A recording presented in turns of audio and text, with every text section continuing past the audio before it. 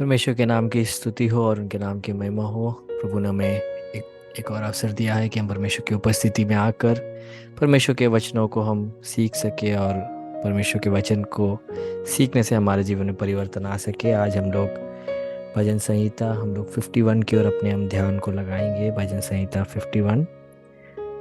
और ये भजन संहिता जो है ये बहुत ही अहमियत वाला एक भजन संहिता है। भजन संहिता 51। उसका कारण है और सबसे बड़ा उसका कारण ये है कि ये दाऊद के जीवन में घटे हुए एक विषय के बाद लिखा हुआ भजन संहिता है।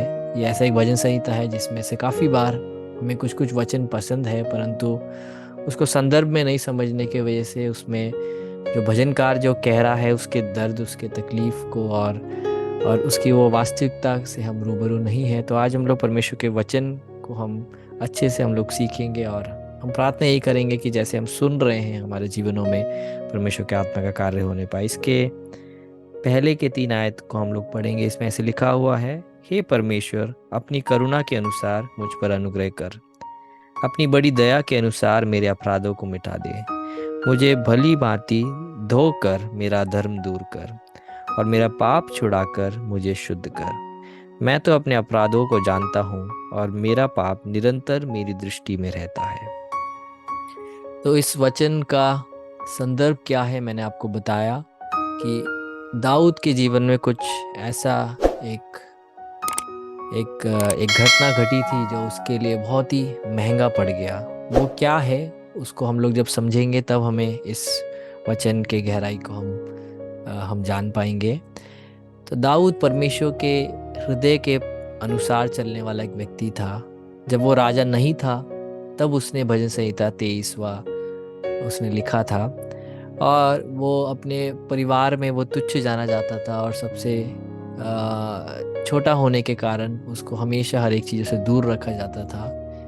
परंतु परमेश्वर एक व्यक्ति को जिस तरीके से जांचता है और जानता है वो बिल्कुल अलग है। जैसे मनुष्य देखता है वैसे नहीं देखता परमेश्वर। तो परमेश्वर ने अपने आँखों को इस बालक के ऊपर लगाया और इसको परमेश्वर ने अभिषेक करा। और जब इसको अभिषेक करा तब इज़राइल में ऑलरेडी एक राजा है, परंतु परमेश्वर ने अपनी इच्छा को व्यक्त करी कि क्योंकि सौल ने, जो कि इज़राइल का पहला राजा था, उसने परमेश्वर की आज्ञाओं को उल्लंघन करा और परमेश्वर ने उसको अपने लोगों के अगुवाई करने से उसको राजा के पदवी से उसको अपने नज़रों में हटा दिया। परंतु वो तब भी वो राजा के पदवी में वो था वहाँ पे। और हम देखते हैं कि परमेश्वर ने एक नए राजा के चुनाव के लिए परमेश्वर ने शमूएल को दाऊद के घर में भेजा और वहाँ पे हम लोग देखते हैं कि परमेश्वर उसे फिर वहाँ लेके आता है और अपने भाइयों के बीच में परमेश्वर उसे आदर करता है।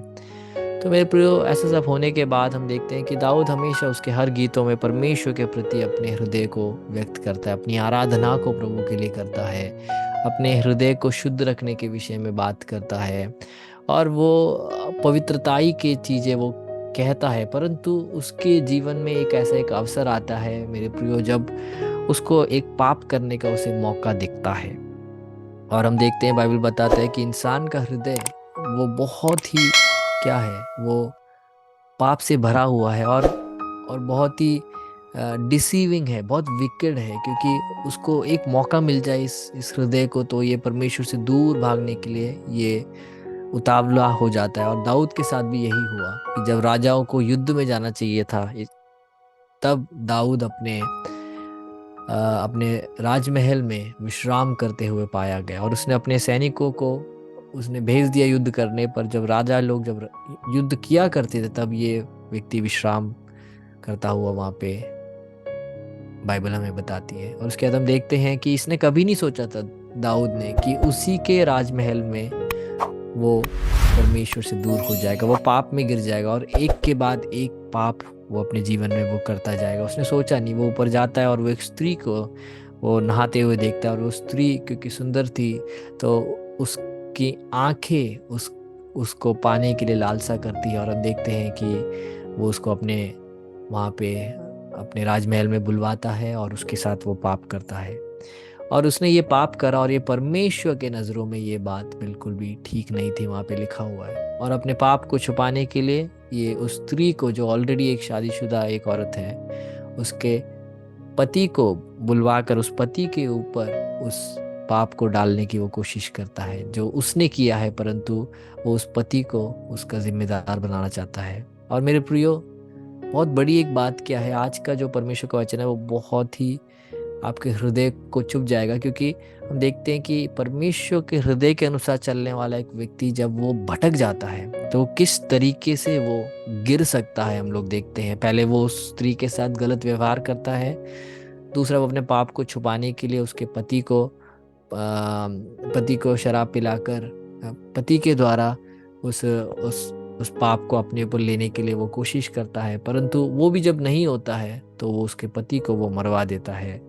और वो इस तरीके से संसार के सामने रखता है जैसे कि वो युद्ध में वो असली में वो मारा गया। परंतु ये सारी बातें होने के बाद ये दाऊद को लगा कि परमेश्वर ने क्योंकि उसको राज पदवी से नहीं हटाया, क्योंकि परमेश्वर का क्रोध, परमेश्वर का प्रकोप उसके जीवन में नहीं गिरा, तो वो अपने उस पाप को वो हल्के में लेने लगा। और अगर हम बाइबल ढंग से पढ़ेंगे हमें समझ आएगा कि 1 साल के ऊपर ये दाऊद मन फिराव के बिना अपने जीवन को बिताया। तो आज परमेश्वर का आत्मा भी आपसे यही पूछ रहा है कि क्या आप मसीही होने के उस नकाब को क्या आप ओढ़कर बस हर दिन बस निकल रहे हो और परमेश्वर से आपका रिश्ता ठीक नहीं है। तो मेरे प्रियो, शायद 1 साल तक शायद आपके जीवन में कुछ भी ऐसा ना हो, परंतु एक समय आता है जब परमेश्वर अपने दासों को भेजता है। हालेलुया।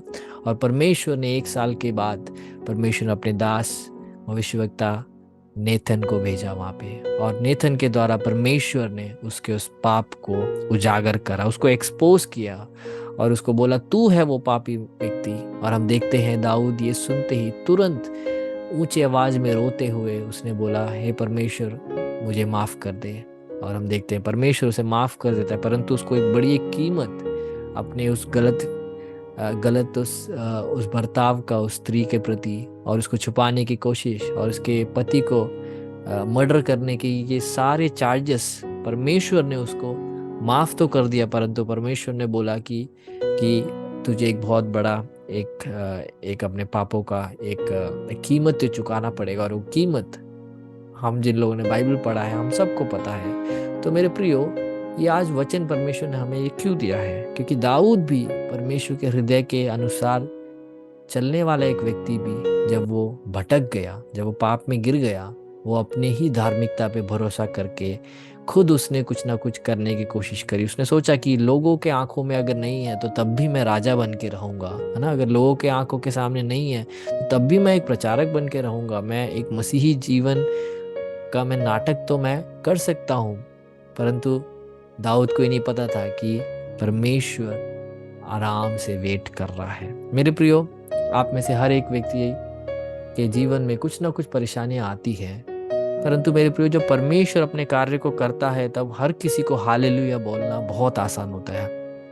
जब परमेश्वर अपने अपने सामर्थी हाथों को इस्तेमाल कर आपके जीवन में आपकी नौकरियां लगा के देता है, आपकी आवश्यकताओं को पूरा करता है, आपके रोगों को चंगा करता है, तब बहुत आसान है मेरे प्रियो हालेलुया बोलना। बट जब परमेश्वर कुछ नहीं बोल रहा, जब परमेश्वर शांत है, तब परमेश्वर क्या कर रहा है? परमेश्वर देख रहा है कि तब हम क्या करेंगे। क्या हम अपने ही हृदय के अनुसार, हम अपने शरीर की लालसाओं के अनुसार हम लोग चलने लगेंगे, या हम तब भी परमेश्वर में इंतजार करेंगे? हम दाऊद के इस जीवन के इस बात को अगर हम ध्यान देंगे तो दाऊद एक के बाद एक पाप में गिरता गया, परंतु उसने मन फिराया, वो बहुत बड़ी बात है, परंतु उसके लिए उसको एक कीमत अदा करनी पड़ी। क्योंकि गलातियों की किताब में लिखा है कि जो अपने शरीर में बोता है वो शरीर से ही काटता भी है। हालेलुया। तो आप जो भी आप पाप को आप गुप्त में कर रहे हैं मेरे प्रियो, एक दिन आपको उसका एक फर्क आपके जीवन में आपको देखने के लिए मिलेगा। परंतु दाऊद यहाँ बोलता है कि हे परमेश्वर, अपनी करुणा के अनुसार मुझ पर अनुग्रह कर, अपनी बड़ी दया के अनुसार मेरे अपराधों को मिटा दे। क्योंकि दाऊद को पता है उसने पाप करा है और उसका पाप छुपा नहीं हुआ। उसने लोगों से छुपाने की कोशिश करी, बातशीबा से छुपाने की कोशिश करी उराया के बारे में, और बातशीबा के पति उराया के सामने बातशीबा के साथ उसने जो करा उसको छुपाने की कोशिश करी, परंतु आग की ज्वाला के समान जिसकी आंखें हैं मेरे प्रियो, उससे वो अपने पाप को, अपने अधर्म को वो छुपा नहीं पाया। और वो यहाँ बताता है, मुझे भली भांति धोकर मेरे अधर्म दूर कर, क्योंकि उसे पता है अब वो मैला हो गया है।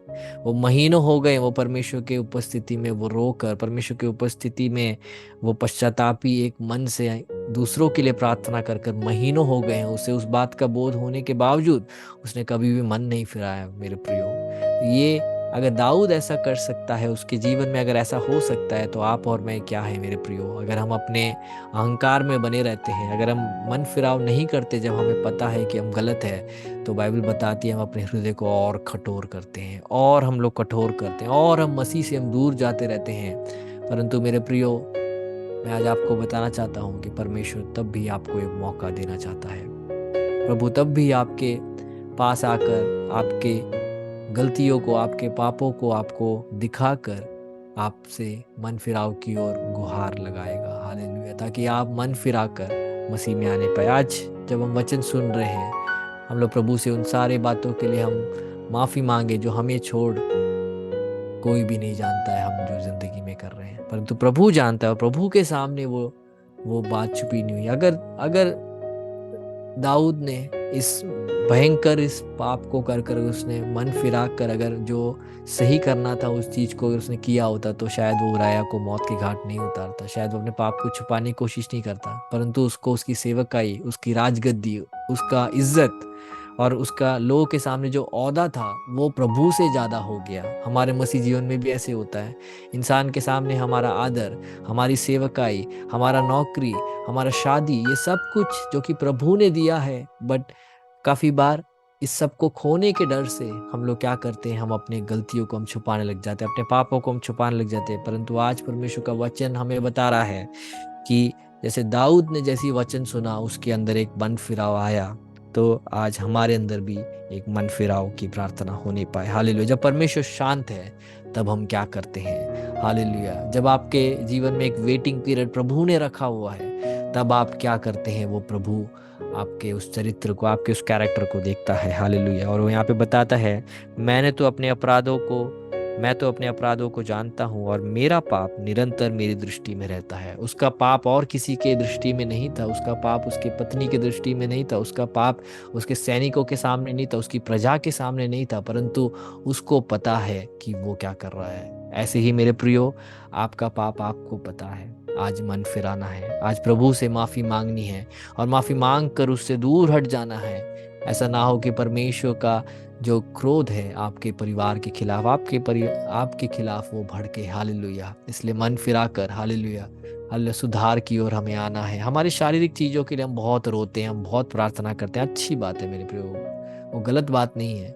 परंतु अपने आत्मिक सिचुएशन के लिए, अपने आत्मिक स्तर के लिए आप में से कितने लोग हैं जो रोते हो। हालेलुया। कि जैसे पौलुस कोरिन्थ की कलीसिया से बोलता है कि अभी तक तुम्हें शिक्षक हो जाना चाहिए, परंतु आज भी तुम दूध पीते बच्चों के समान हो।